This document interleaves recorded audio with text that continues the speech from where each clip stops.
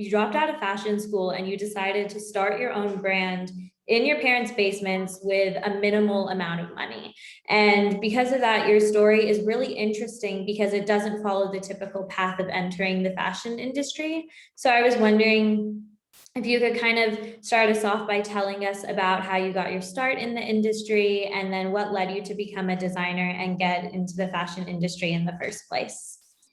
Yeah, so I mean, I always had, it sounds cliche, but like I always had a love for fashion. And I knew that even when I was younger, that's what I wanted to do because I grew up in a small town and fashion really was essentially non-existent.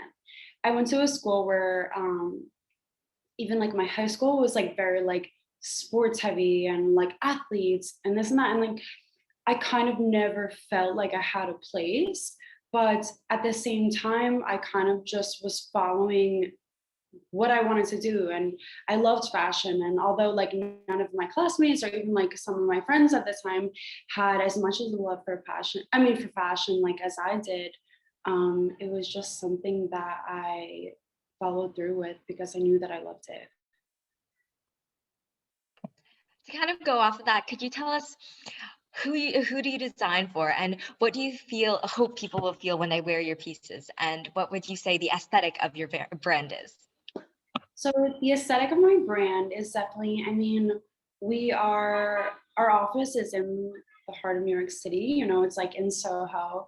So I'm heavily influenced by all of the girls in New York. And not only in New York, but it's like when I'm traveling, it's everywhere, you know, Paris, London, like I'm just heavily inspired and influenced by all of the women around me. So it's hard to say exactly like who inspires me directly or like where the brand goes in that sense. But I don't know, I just have like my eyes open and my ears open at all times. And my customer inspires me, you know, all of like the youth, the girls like inspire me. Yeah, that's so great to hear. And then I guess, how do you stay relevant in a world where trends are constantly changing at such a rapid rate? So how do you kind of adapt your brand to address for trends? As a designer, it can get pretty daunting, you know, everything's moving so fast. The circle of fashion is moving so fast, more than you can like even get a hold on it. I mean, even as like a consumer, it's like one day you like something, and then the next day it's like you're on to the next. Um, but I really try not to let that get to me. My end goal is kind of like I have like very much like zero peripheral vision. I'm kind of just like I have an end goal and I know what I like and I know what I want the girls to be wearing or men or anyone really.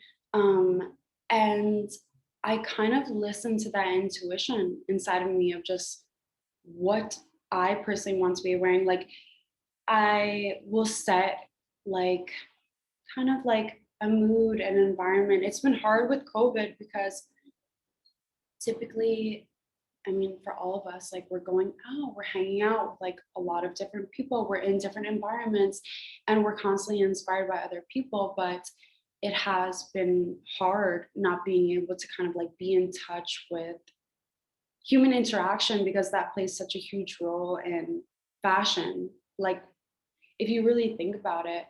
Um, so it's just that like I'm constantly inspired by all that is around me and like even throughout like COVID and quarantine and stuff. Um, just being inspired by like, I don't know. Absolutely. And I'm such a huge fan of the corsets that you came up with.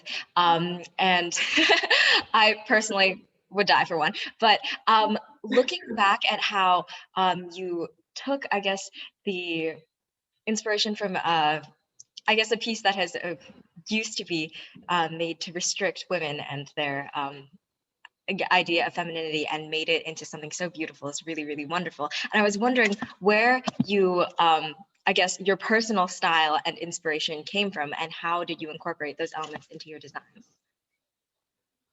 So I think a lot of my brand is based on femininity, like based on sexuality and based on how you feel when you wear a certain garment. Like for me, I'm very much, as I'm sure like all of us, it's like when we wear something, we are feeling a certain way. Like if you feel good when you're wearing like a certain outfit throughout the night, it very much shows and like it radiates through you.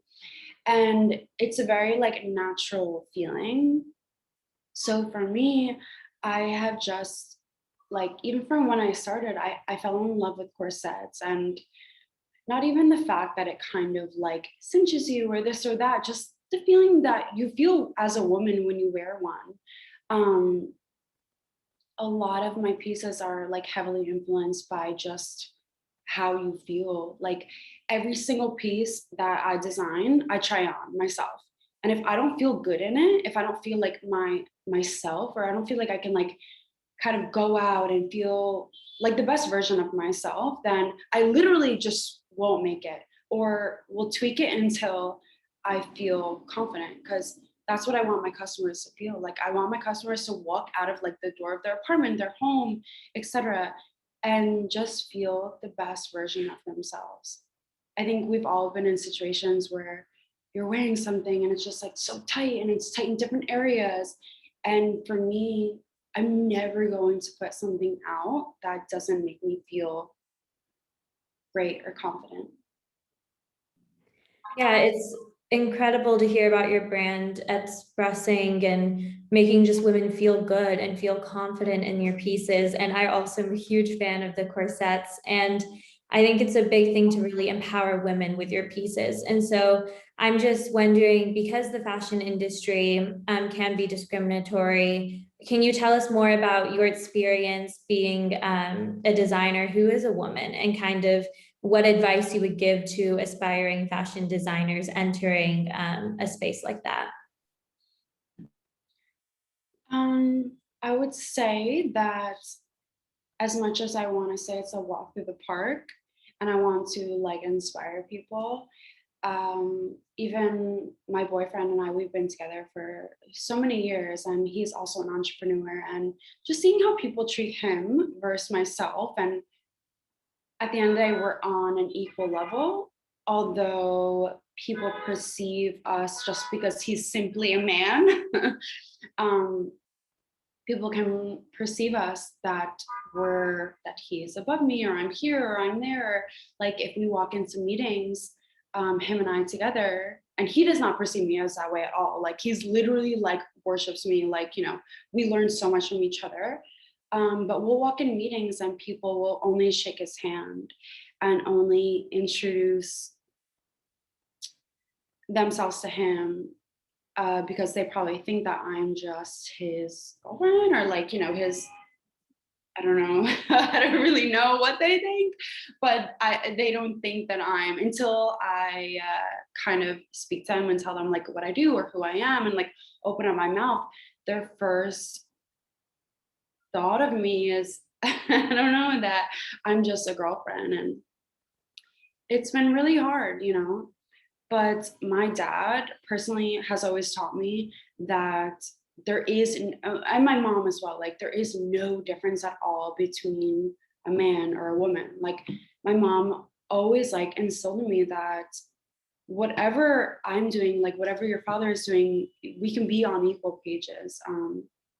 I just was brought up that there wasn't really a difference. My dad's an entrepreneur as well, and he kind of like, I was like his like protege in a way. He always like built me to push forward and speak up, most importantly. So I'm really thankful that for that, because I think as women, like we all need to speak up like 100%, because no one is behind us kind of like, oh, you can do it, you can do it. Like no one's kind of like catering to us. So we really have to like fend for ourselves. And I'm just the first one to like be in a meeting with a man and act just like them. Or I don't think there's anything different between like a man and I. But unfortunately, there are times when like the perception of a man and a woman could be different. Absolutely. And I hate the stereotype that men are more capable than women, even though a lot of men design for women. And it's really, really wonderful to see a woman designing for women, or like any gender, any group. And I think that's really, really amazing. So kind of going off of that, of your designs and your collections, which have been your favorite? Do you have a favorite piece or collection you created, and why? Well, so I guess I would say that as a designer, you're constantly, like, as everyone's watching you, you're growing into yourself. And I would say even last year, like, which is like spring, summer 20, probably a year from this date, I finally started becoming the person that, or the designer or the entrepreneur that like I wanted to be. And I really feel like I portrayed that throughout my collection, because the collection was very much about women, about like our sex life, about like it, I have like a lot of like mesh graphics, and in the graphics it's like there are like condoms, or like just a lot of things that like embody the woman. And I think that was the first time I actually felt enough courage and enough like confidence to kind of portray that through my designs, and just to see how much of a success that was. Because it's like, you have to understand, as a designer, there are times where you feel like very vulnerable, and there are times where you feel like very empowered, and it comes and it goes, and it has absolutely no reflection of your sales or like how much money you're making. I think it just is very personal. Like, design and fashion is like extremely personal.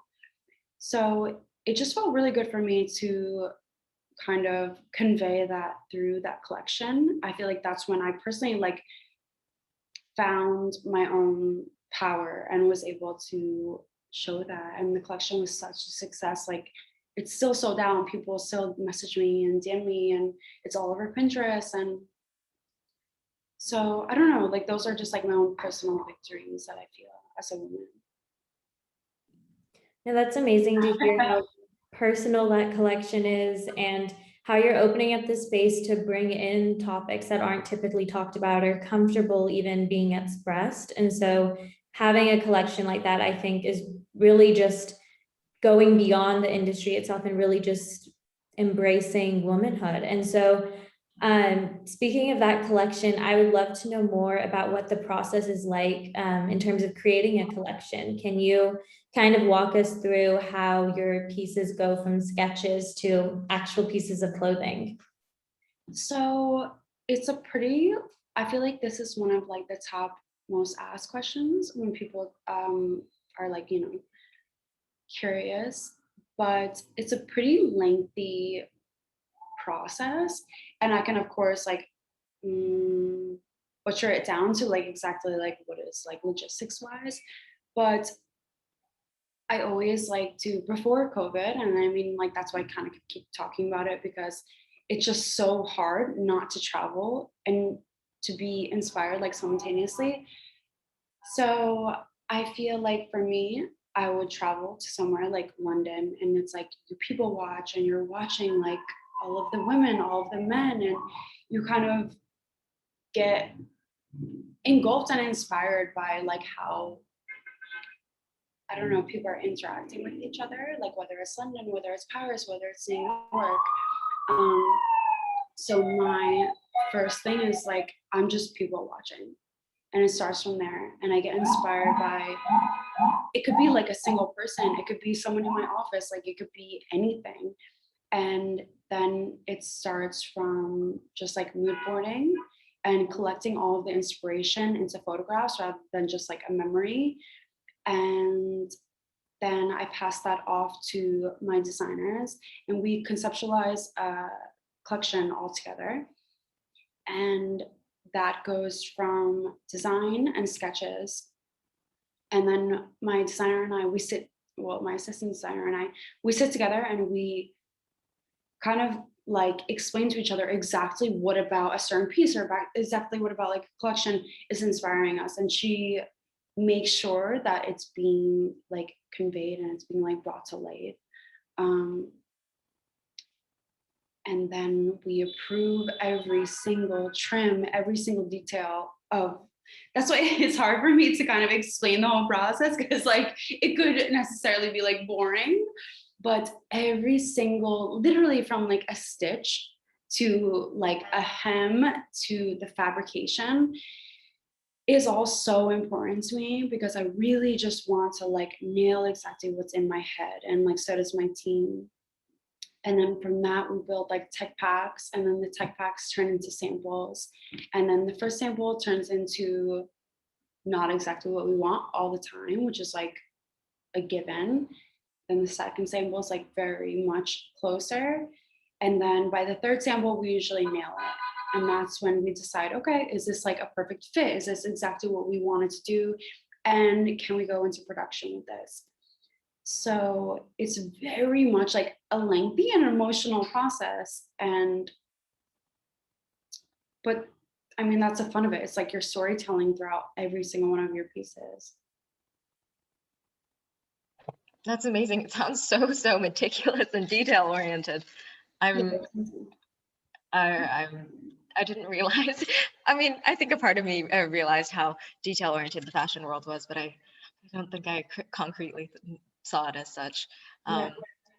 It's like I'll be like thinking about like a certain scene that we didn't do, or like a certain like length of like a trim like on your neckline in my sleep, and I'll like be like emailing my team like, guys, I don't know, like I really think this should be this. And like it's just, fashion is funny because I guess it comes from the perceiver, but the customer necessarily isn't thinking that deep into it. But I think that's like the beauty of it and the passion of it, is that like knowing that the designer on the other end cares so much about like how their customer looks and how they're going to feel in the garment. Definitely. And there's so much care in that. And I think that's really wonderful. This is probably also a question that you've heard a lot, but where do you see yourself in 10 years, and how do you want to expand your brands or your brand, or get into new ventures or new categories?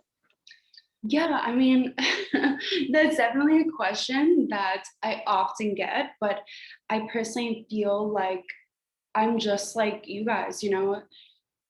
At the same time, I want to say something super inspiring, and I want to be like the model for who you want to like grow up and be. And but at the same time, I'm human, and I don't know what tomorrow brings. I don't know what like 10 years brings. Like, of course, like I have a goal in mind, as all of us do.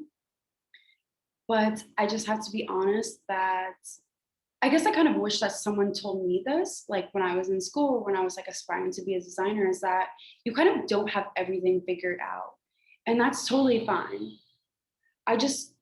My main goal is that I want people to know that their like insecurities are very much relevant. Like they're very much kind of like embrace your insecurities, because everyone is feeling that way. You know, you can see someone on Instagram, and a designer or like an entrepreneur, and they have like hundreds of comments, hundreds of likes, and like you aspire to be that person, but at the same time, like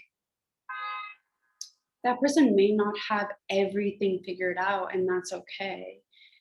I mean, I think like entrepreneurship, it's like you take things a step at a time. Like we're all learning, and we're all learning together. And I just don't want anyone to think it's like a very scary process, because like the day you start being an entrepreneur is not the day you have everything figured out. And I don't want to display this like idealism of perfection, or that like, you know, we're all still figuring it out. And I hope that everyone like finds peace in that.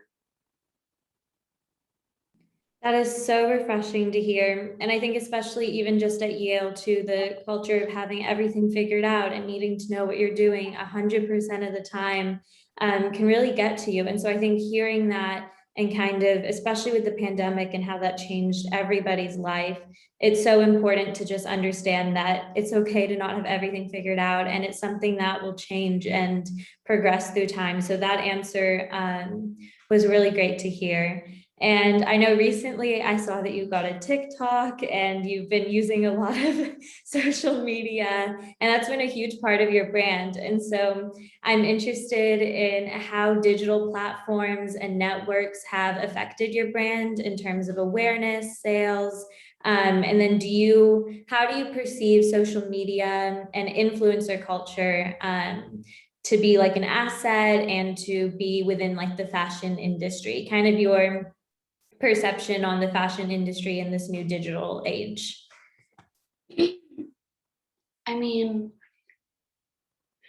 I guess I just have to be honest that Instagram has definitely led the way and definitely like made my brand into what it is, because it's literally instant. Like, you know, you post something and people know about it. Like, or if one of the celebrities are wearing your pieces, you just simply just post about it, and then the whole world knows about it. Instagram obviously has such like a huge impact on my life and my brand and who I am today and my business model. So I never take it for granted.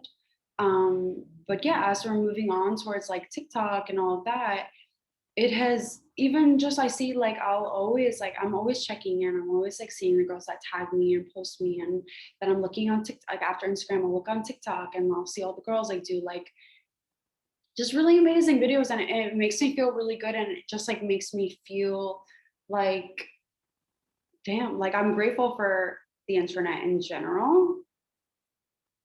But can you say the question? No, you're so good. I guess, well, Instagram has been like a huge part of your brand and has really changed the way that even I perceive fashion. And so do you see like Instagram and influencer culture as an asset to, I know you see it as an asset to your brand, but to the fashion industry, like as a whole, just kind of like the role of social media for the fashion industry? But I think you covered most of it. Yeah, I mean, it's definitely an interesting time where when I first started my brand, I was always seeding and I was always gifting, because I truly believed like that was how I was going to get my name out and get my brand out and have other people see my clothes. It's literally like a walking billboard, you know, all of the influencers that you send to, it's essentially like just a digital billboard. And in the beginning, I did get a lot of heat. Well, people don't take you seriously in fashion if you're sending to influencers or this or that. And I just personally, like, coming from the younger generation, I just thought that there needed to be something just changed in that whole mentality, because I was seeing results. So obviously, I knew that the outcome was positive.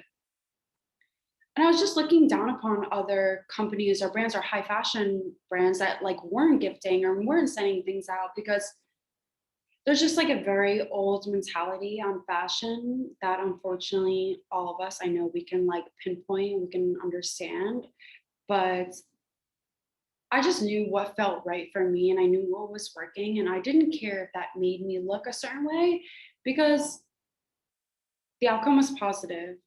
And I just truly believe that influencers and gifting really just helps skyrocket your brand. It just genuinely gets your product into hands that wouldn't necessarily find you from your website. Or it's definitely a very positive tool, as much as I think like younger designers could probably relate to me in that way, where I don't know, I've heard people that like have other brands that are like, I'm not sending to influencers, I'm not sending to bloggers. And I'm just like, why?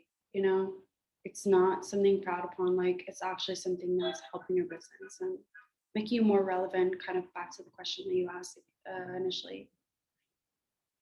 No, I think that perspective is so important, because there's a lot of discourse about how influencers aren't really part of like the fashion industry, but they are a huge asset. And it's so great to be able to see your brand kind of changing that and really using that to your advantage. And I know, like, even when I'm on Instagram, I know Dua Lipa just wore one of your pieces, and I see that on Instagram and it influences me. And I'm like, wow, I need that two-piece knit set. But I'm really glad that you're changing the way we perceive that, because it's so important to know where you can influence and lift your brand up. And then I'll let Lauren ask the next question.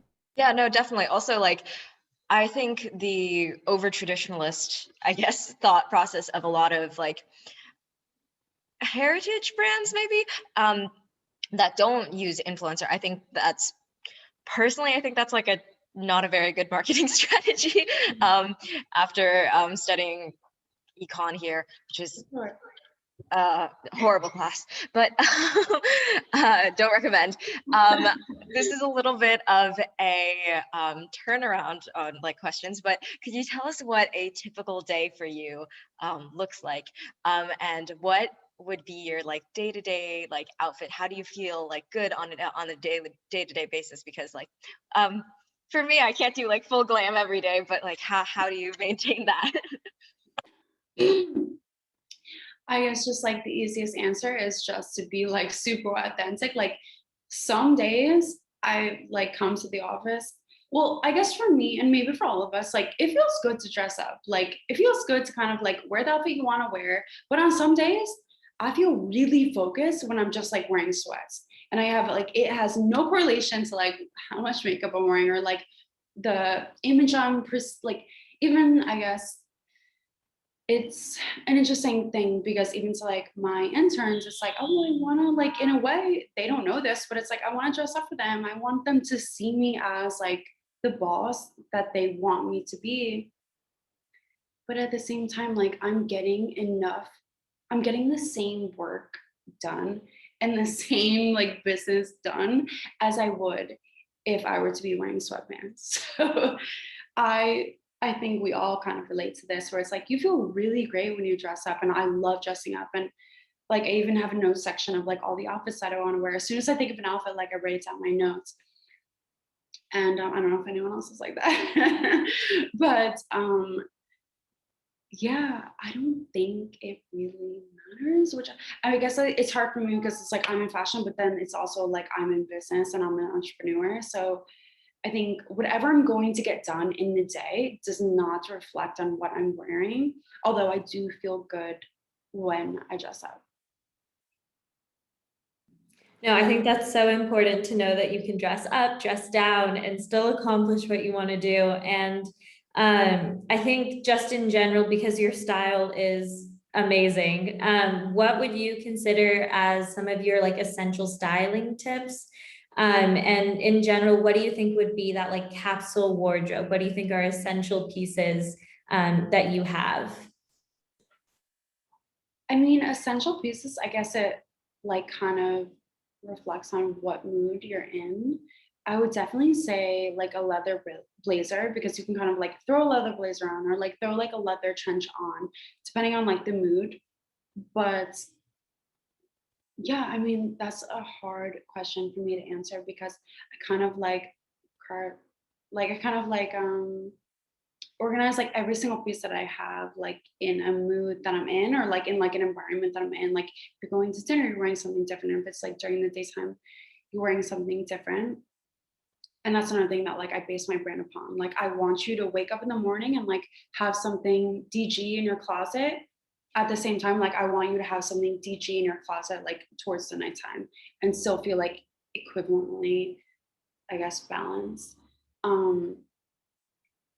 Yeah, I mean, that's a really hard question because I feel like it depends on your mood. But like for me, it's like I've just grown up seeing women in power suits and women in this and that. And I thought that that's what makes someone powerful.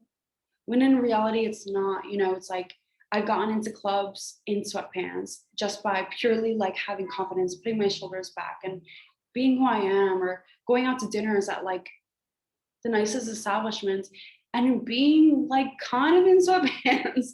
So I think as a woman, it's like we're trained to believe that what we're wearing is who we are.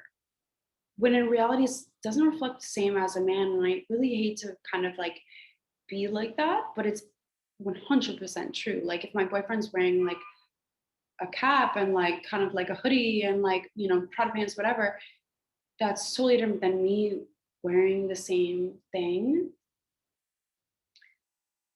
I think just personally, what you're wearing has 100% to do with your confidence, if that makes sense.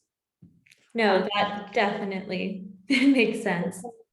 You know, it's like if I'm going to do like a speech, I could be like in a hoodie right now and I'm giving the same exact speech as I would that I was wearing a blazer. No, definitely. You don't need to always wear a pantsuit to be a CEO, a boss. And I also really like that you pointed out a lot of gendered aspects when it comes to wearing certain outfits and what that reflects on who you are. So I think that was a great response. And I think in general, the question's hard because it's difficult to have this essential style when it's dependent on so many things and doesn't necessarily need to reflect exactly what you're doing. But yeah, I'll let Lauren ask the next one. So outside of fashion, I'm sure it takes up a lot of your time, but outside of designing and fashion, what are some of your other interests and hobbies? That's such a, I actually feel embarrassed when people ask me this question. Literally, it's so hard because as much as I kind of like don't want to say it, it's like as an entrepreneur, your life is so consumed by your brand. And until you're at a place where you can like truly build your brand and have like different divisions and hire a 30-person staff, that's when I'm sure that you have like these hobbies. But a lot of my life is dedicated to my brand, which I'm fully happy with and like I'm fully content with. But I would say hobbies are traveling and kind of like reading and just like the small things in life that you can appreciate in the midst of the chaos of being an entrepreneur, and not chaos in a bad way, chaos in a good way, just like time consuming, but you feel so much love for what you're doing that it's not a setback. Just like make sure that you're always doing something that makes you happy, because that also inspires you more along the way. Yeah, I think doing what makes you happy is a great philosophy. And I think we're just going to do one final question from Lauren and I, and then we'll open it up to some audience questions. But thank you so much again for being here. I didn't really think this was even going to be a possibility. So I am so excited, definitely nervous, but excited. And I just kind of wanted, we're so grateful to have you. And I think everyone just wants to know, and I'm especially interested in how we can support you the most. So in terms of like sales, spreading awareness, what can we do on our part to kind of lead by your example and to reflect your brand? And also, just a question I had is, when can we expect your next collection? I've seen some hints here and there, and I think what you're wearing is part of your next collection. Okay, it's also the blue suit that's in the pictures you took, right? I love the cutout on the side of it. It's so pretty. But I guess when can we expect your next collection? And then what inspiration did you have for it too? I mean, I love your initial question of like how you can support me, because, or like, I guess like what advice I can give you guys is like just personal advice that I built my business on and like built who I am on. It's just being a good person, and kind of like when you get to a point where you have started your brand or have started your business or like whatever it is that you want to do, it's generally like, it may be not necessarily what's the word, traditional, but in fashion at least, it's just like being a good person. And I don't really care, you know, there's like a tall tale that it's kind of like, oh, if you're nice, like you get taken advantage of. But it's like, that's not really it. Personally, like my best advice is just be a good person, be nice to your employees, like nurture them, nurture everyone around you, and just kind of like just be yourself. I think being yourself, I've just simply done exactly what I would do if I had a brand, if I had not. and it leads you to success. So it's like, don't feel like you have to be this like powerful boss or this powerful blah, blah, blah. Like genuinely just be yourself, and like people gravitate towards that the most. And to answer your next question as to when the collection goes out, what was the next question? There were several questions like with Yes, I gave you a lot. I was testing your ability to remember a lot. When is your next collection? And then what inspiration did you have for it? My next collection would be spring summer 21, which comes out in like a few weeks. And my inspiration for it was like, to be completely honest, we designed it in quarantine. And I was feeling like, okay, I couldn't go out. I couldn't travel. I couldn't see like what the girls were wearing, what the men were wearing, like what anyone was wearing, how, like for me, like communicating and like I was saying, like conversing is such a huge aspect. Going to concerts, going to shows, like being out and about is such a huge reflection of like who I am and how I'm designing and like the inspiration that like I intake. That it was really, really difficult because I kind of I design for like specific environments. Like I'll design for going to fashion week, like what I want to be wearing in a fashion week from a year from now, or what I want. Like it's like for me it's very personal, like what I want to see like the girls wearing in the room, or what I want to see like my best friend wearing of like my pieces. And it was so hard because there was no end in sight, you know. I didn't know if we were going to be able to be going out or I didn't even know if we were going to be able to travel at the time. So there's a lot of color and a lot of like embroidery and a lot of like detail in the pieces. And that just made me happy. Like thinking of a time, like truly, like it's very simple, like thinking of idealizing of a time that is happy and idealistically like what I want girls to be wearing, even if like right now we can't still go to clubs, we can't do anything, we can't go out, we can't travel to Paris. I just made what I wanted the girls to wear, and it's just kind of like very simple like that. I am so excited for the next collection, and especially after hearing how quarantine affected it and the pieces and the amount of color in it. So I'm really excited for that. And just wanted to say yet again, we are so excited to have had Danielle Guizio here today. And what we're going to do now for about 10-ish minutes is open it up to audience questions so people can ask questions that they've had. So if you want to go ahead and ask a question, feel free to raise your hand or submit it in the chat, and then we'll go ahead and call on those who have questions. So I'll go ahead and give people maybe a minute or two to kind of think it through. Weird thing. Take your time. Okay, Sarah, do you want to ask your question?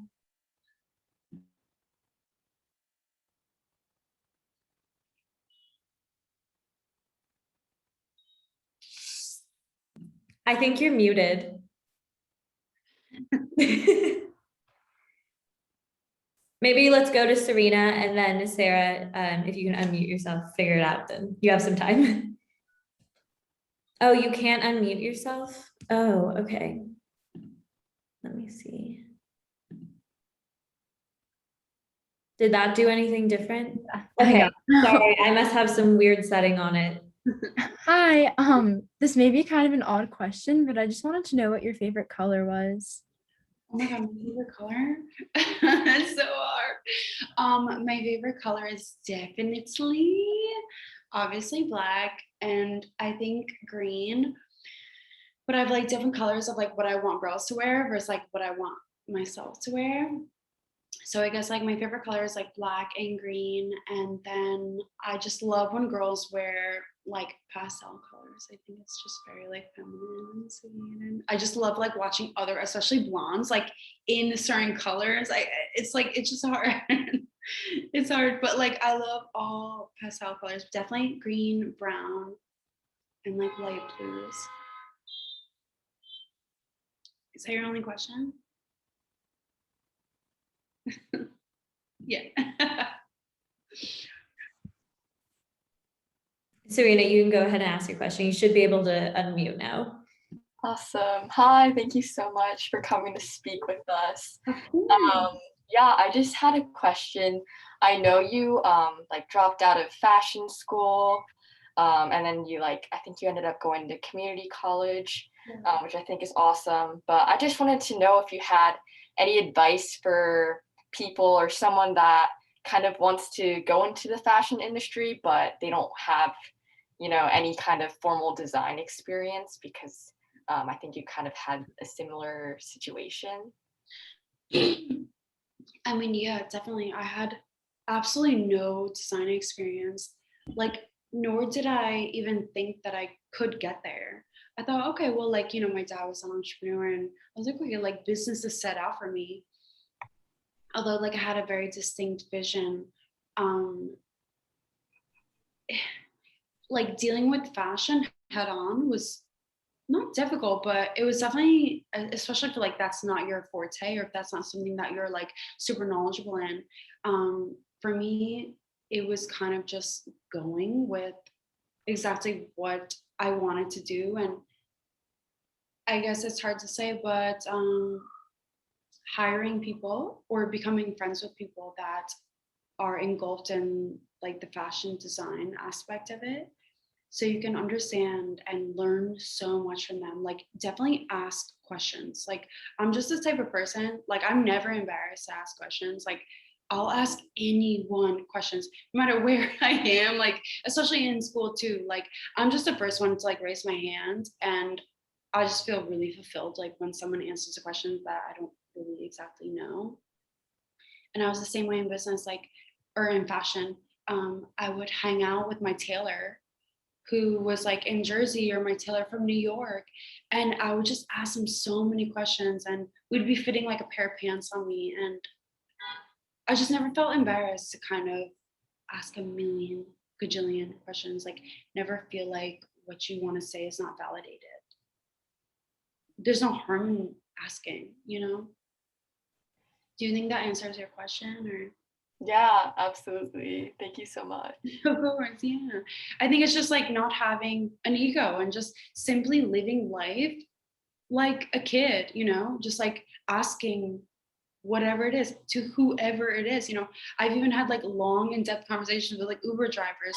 It's like, it's just interesting to get everyone's perspective, and you can learn from everyone. For sure. Thank you so much. Well, of course, I hope that answered your question. I think Sophia, you had a question? Yeah, okay. Hi Danielle, thank you so much. It's been really great to hear from you. So my question is regarding like your business aspect. I'm just so fascinated by how someone goes from being the sole contributor to their vision, working in your parents' basement. How do you go from that to creating a business? How did you come to build your team? How were you able to outsource and be able to delegate? How did you go from being this one person job to really constructing a successful business? I think that's such a good question because, it's like when you're younger, you feel like, oh shit, I'm trying to manage myself. I'm trying to figure things out. I need a team. I need people to work for me. And oh my God, I had to manage these people. It's like I always say, I didn't sign up for being a manager. I'm not that person. And I often struggle with like, it's like, of course, I love the position of being a leader and being like, kind of telling my employees, like, I think it just kind of comes from within. But I was so scared from going from my brother was my first employee, which was like very easy for me. And then being like, shit, I need to manage more people. Right. Oh shit, I need to be like creative. I need to like think of designs.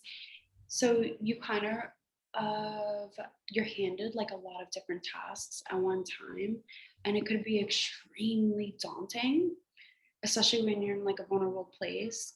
But I think it's just like taking that step, and just like believing in yourself and forgetting about what other people's doubts are of you, because it's like they're not you. It's like they're not in the position that you're in, and you grow into that. Like I always tell everyone, like it's not this like one day situation where you're not successful and you're fucking busting your ass. Sorry for cursing. It's not this one leap where it's like you're not successful, you're busting your butt to get to where you want to be, and then you're successful. Like there's a whole transition in between that, and within that transition, not only are you making more money and like, you know, building your business, but you're actually finding yourself. So it's like, that's why I love your question, because you don't become a boss overnight. You don't become this like powerful person overnight. And that's what I struggled with, because I was like, I'm feeling insecurities, I'm feeling this, I'm feeling that. Like, shit, how am I going to manage like a 10-person team the next day? It's gradual. And like you build confidence throughout the way. So don't be scared or don't feel intimidated by any means. Like we're all, every single person like in this chat is 100% able to be a boss, able to be that person that they want to be. It's just like getting to that place. Thank you so much. That was amazing. Thank you. That was such a good question. Okay, we have a time for a couple more questions. So Sabrina, go ahead, and then we'll read one from Brandon in the chat. Danielle, I'm Sabrina. Can you hear me? Yes. I was just wondering, how do you go about building a brand when you're just, or like a following when you're just starting out with like no connections, or maybe you interned here and there, but how do you like build that brand to not the masses, but how did you start out?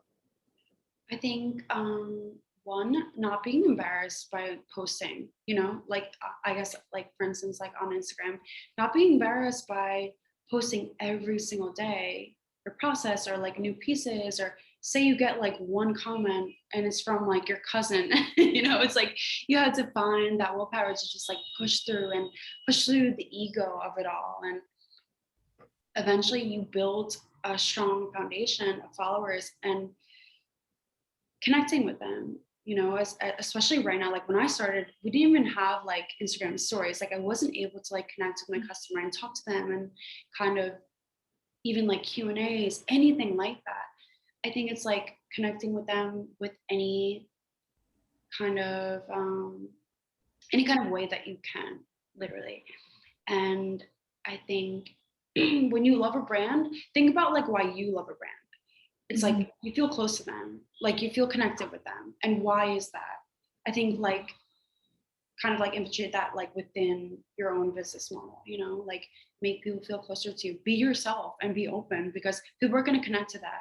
Even if you feel like alone and shit, like it's like, okay, well, someone's going to connect with my story. Someone's going to like understand my path. Someone's on the same exact wave as I am. And then it's just like posting and gifting and seeding, and that's how you kind of grow that like foundation. Got it. Thank you so much. Thank you. And then we have a question from Brandon in the chat, and I think this will be the final question. So Brandon says, "Hi Danielle, my question is, what other brands or collections do you have your eye on right now that you are in love with or that is inspiring you?" And then they also say that they love you so much and thank you for continuously inspiring young fashion students. I mean, I guess like someone who's current designers. I guess it could be current designers, or if you have a past collection. Or Brandon said, yep, current designers. Current designers. I mean, I guess that's kind of,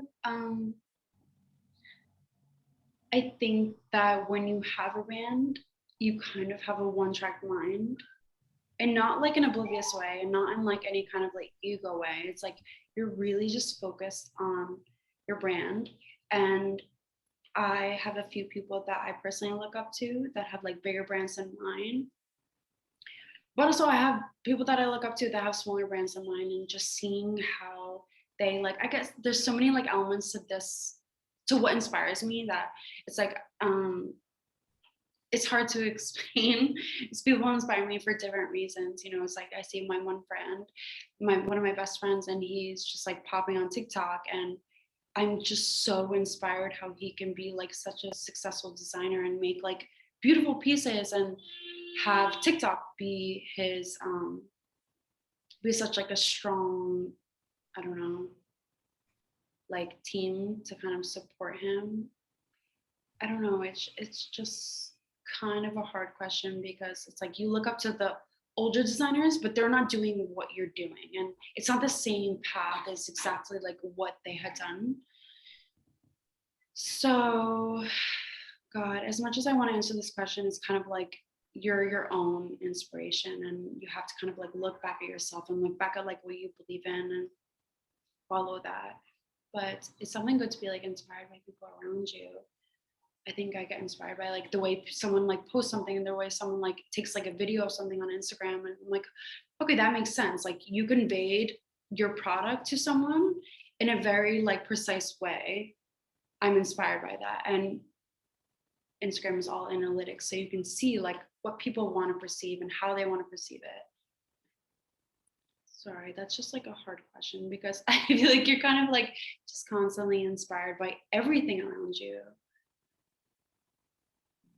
I mean, I think you answered it pretty well. It's hard when your brand is doing something completely different and doing it extremely well, that you really are your own inspiration, and you look to newer designers and kind of trending towards this new path of fashion. And so, and Brandon also says, thank you so much for answering the question. And yet again, so I think we're going to go ahead and wrap it up, but I just wanted to say it's an honor to have you here today, and it's just truly inspiring to hear about your pieces and how it embraces being a woman, and just ways to that. I'm looking forward to taking this advice with me as I go, because your brand is truly so unique. And so I just wanted to say thank you so much. And yet again, we are so honored to have had Danielle Guizio. And Lauren, if you have any final remarks, and then Danielle will let you give some closing remarks. Definitely. I'm also going to try to start having more of a childlike mindset and trying to get inspiration and be awed by everything around me, because I really, really love that. But thank you so much. We are so, so honored to have you today, and definitely take it away. Like, I just feel like there's not an exact formula, although we've kind of been like built to believe this kind of like, we look at our heroes, we look at the people like who we look up to, and we think that they're like the perfect version of themselves, where it's kind of like we're all figuring it out at the same time. And of course, like we're all at different paces, and we're all at different like success levels, but I just want everyone to feel comfortable with genuinely who they are, because I struggle with that so much, kind of like building my business. I want to be this person, I want to be just like that, I want to be wearing heels, I want to be in a power suit, when that's not the key to success. Like I've just realized that the key to success is listening to everyone around you, and taking notes, and kind of just communicating with people, and communicating with people around you, and being a good person, just simply doing what you believe in. And there's really not an exact like formula for success, and I just want everyone to know that. But being the best person that like you envision yourself to be, it's like inspiring.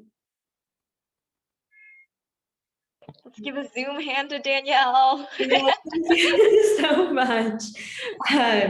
No, truly so inspiring. So thank you so much for taking the time to talk to us today. And thank you so much for those who came. You are free to go, and just thank you again. This has been the highlight of probably my entire semester. But thank you guys. I grew up like going to the community college, and like there was such a lull in like what I was doing. I wish that I had like a community like this. Like maybe I did, but it's like we weren't like provided the tools. And I genuinely thank you guys so much. I learned so much from you guys too. So I appreciate it. Oh. Okay. Thank you, everyone. Thank you guys so much.